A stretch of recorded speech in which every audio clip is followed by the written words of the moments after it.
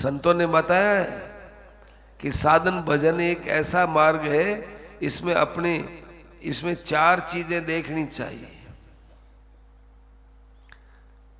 श्रद्धा, विश्वास, रुचि और योग्यता। इन चार चीजों को देख के चलो। मेरी कौन से साधन में श्रद्धा है और किस साधन पर मेरा विश्वास है, किस साधन को मेरी रुचि है और किसमें श्रद्धा, विश्वास, रुचि और योग्यता, और कौन सा साधन मैं कर सकता हूं। ये चार चीजें होनी चाहिए साधन भजन में। श्रद्धा, विश्वास, रुचि और योग्यता। अब आप जिससे प्राप्त हम भी वैसे ही करें तो ऊपर से क्रिया तो कर लेंगे, भाव कहां से लाएंगे? भाव के बिना काम बनेगा नहीं। इसलिए अपने अंदर ही रुचि बनाओ, अपने अंदर ही विश्वास बनाओ, अपने अंदर योग्यता पैदा करो, अपने अंदर ही विश्वास पैदा करो। इस साधन से मेरा कल्याण होगा। लोगों को कहा जाए कि भाई राम राम जप रहे, हाँ ठीक है, ये क्या है? ये विश्वास नहीं है। अस्तु तावत। अब ये सब संत महात्मा वहां आए, इकट्ठे हो गए। इसके अलावा ये 25 तो नाम दिए हैं, इसके अलावा और भी देवर्षि, ब्रह्मर्षि, राजर्षि और दूसरे भी ऋषि मुनि सब आए वहां।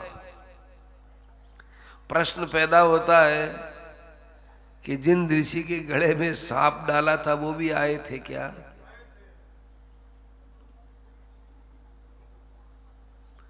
ये प्रश्न पैदा होता है क्योंकि नाम तो उनका दिया नहीं। आए थे इसका क्या पता? आए थे इसका पता क्या है?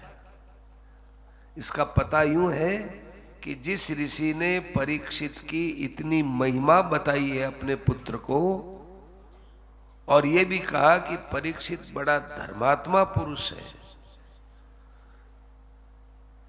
तो ये सब बात कहने पर अब उसने भी ये बात तो सुनी है जैसे औरों ने सुनी, इसलिए वो परीक्षित का ये अंतिम दर्शन करने जरूर आया है कि मेरे कारण से इस परीक्षित को कष्ट हुआ, मैं उस परीक्षित के वहां जाऊंगा। इससे ये सिद्ध होता है कि वो शमीक ऋषि भी वहां आए थे। राजा ने उन सब का बड़ा वाणी से सत्कार किया और कहा कि इतने वर्ष तक मैं आप लोगों के चरणों को धोता रहा, आज मुझे उसका बहुत अच्छा सुपरिणाम देखने को मिला। ये कोई टोन में नहीं कही ये बात। एक आदमी के हाँ मैं थारे तो ओ परिणाम निकाले थे ओ करे ओ इनाम दियो थे मन, मैं तो थारे यूं करे और थे ओ इनाम दियो गई मन। ये ऐसे नहीं कहा उन्होंने सकारण कहा है कि मैंने आप लोगों के चरणों को धोया है ब्राह्मणों, इसलिए मेरे लिए बहुत बड़ा सौभाग्य, उसका फल आपने दे दिया। क्या दिया? निर्वेद दे दिया मुझे। निर्वेद माने वैराग्य। निर्वेद मूलो द्विजशाप रूप है। ब्राह्मण के शाप के बहाने से आपने मुझे वैराग्य दे दिया।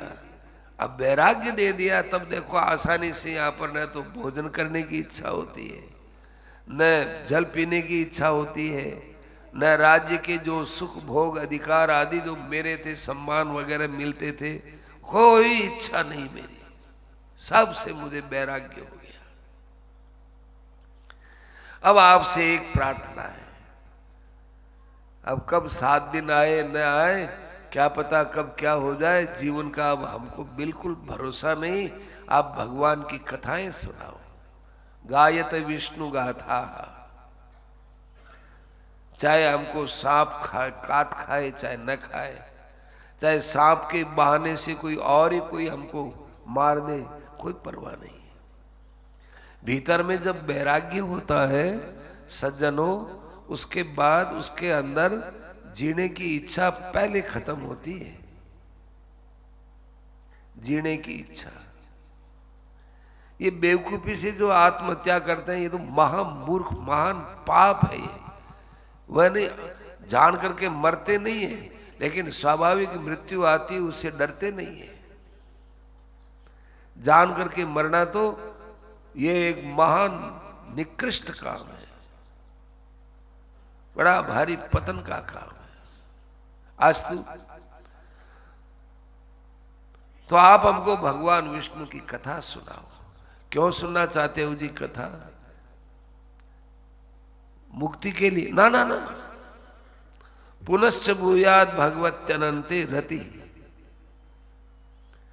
यहां जन्म भी हो तो भगवान में हमारा प्रेम बढ़े, इसलिए क्योंकि मनुष्य शरीर के रहते रहते जो प्रेम बढ़ जाएगा सो बढ़ जाएगा। मुक्ति में तो शरीर मिलेगा नहीं, फिर जितना प्रेम है उससे ही काम चलाना पड़ेगा। हमारे तो और वापिस हमको जन्म न हुआ।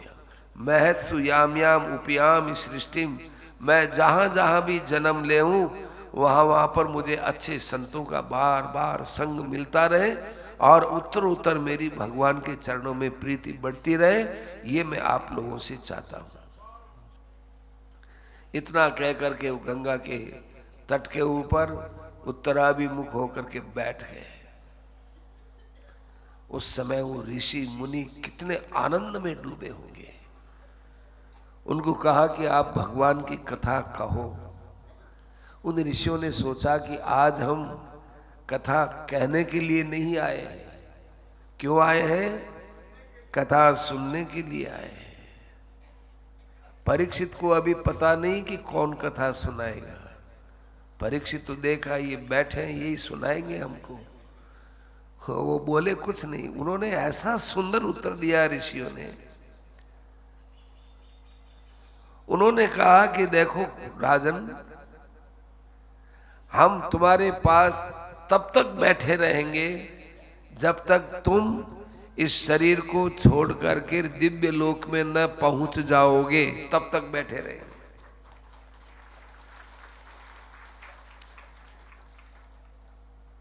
इसका अर्थ तो यही होता है कि जब तक शरीर में तुम्हारे प्राण हैं तब तक हम बैठे रहेंगे, और तुम दिव्य लोक में नहीं चले जाओगे तब तक बैठे रहेंगे।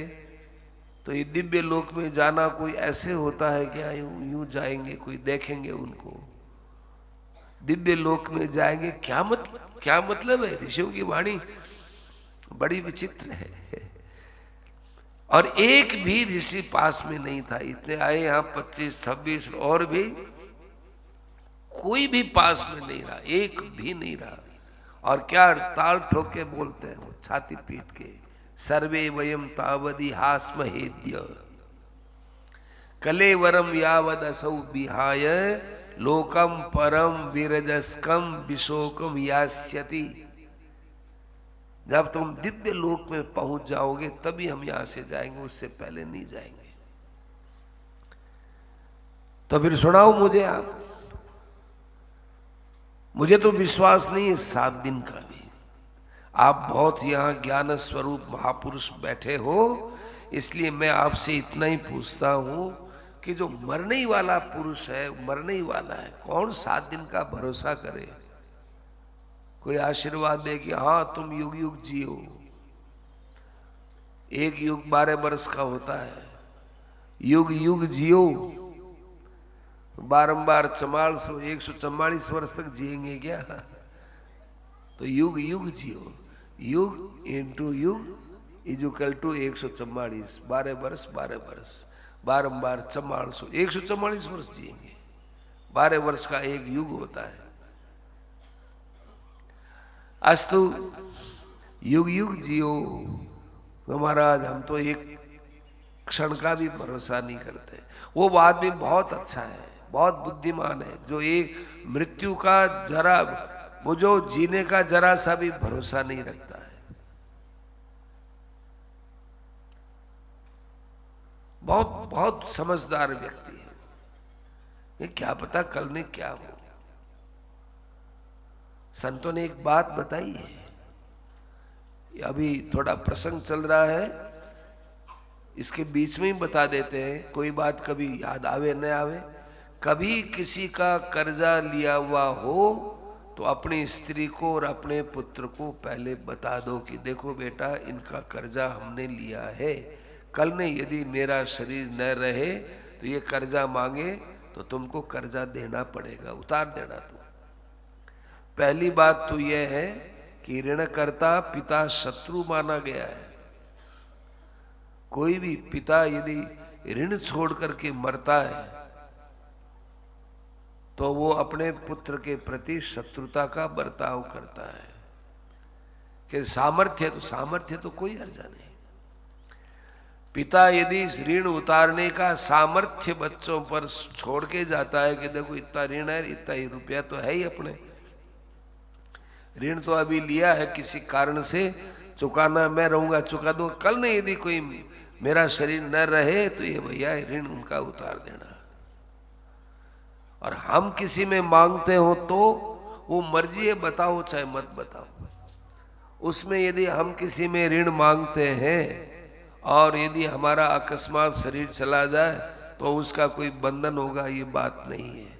परंतु संतों का कहा हुआ, महापुरुषों का कहा हुआ है कि अपना ऋण यदि हमने किसी से लिया है और वो ऋण लेकर के हम मर गए तो तब तक कल्याण नहीं होता कि जब तक उसका ऋण नहीं उतार देते। चाहे कितना ही भजन करो, चाहे कितना ही राम राम कर लो, चाहे कितने ही अच्छे अच्छे काम कर लो, यज्ञ कर लो, दान कर लो, पुण्य कर लो,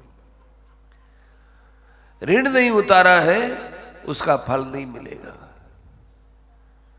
इसलिए हमारा शास्त्र कहता है कि कोई भी धार्मिक आयोजन वगैरह करो तो भाई ऋण लेकर के मत कर लेना। उसने किया इसलिए मैं भी कर लूं, ऐसे मत करना। अपने पर कोई ऋण नहीं है, स्वाभाविकता से भगवान की कृपा से कुछ हुआ है तो अच्छे से अच्छे काम में लगाओ।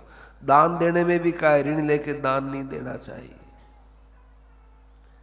वो दान चुभेगा, वो दान चुभेगा। नई अपडेट्स पाने के लिए जय श्री लाइव टीवी के YouTube चैनल को सब्सक्राइब करें और नोटिफिकेशन बेल पर क्लिक करके वीडियोस का आनंद लें।